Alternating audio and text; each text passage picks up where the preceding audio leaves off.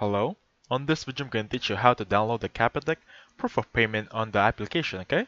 So basically, you just need to log in first and then click on the savings option.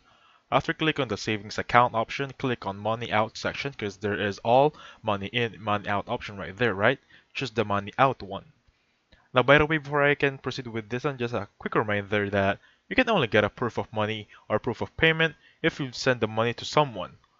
But if you use the transaction to pay a store, for example, a mall, a restaurant, you're not gonna get that transaction. You can just use a screenshot, okay?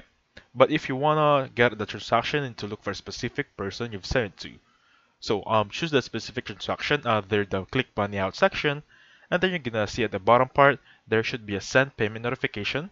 You can send it via email or via SMS. It's really up to you, and then just simply click on send, okay? And that's how you download a Capitec proof of payment on the new application. So thank you so much for watching. Please hit the like button, subscribe. I'll catch you guys on the next one. Goodbye for now.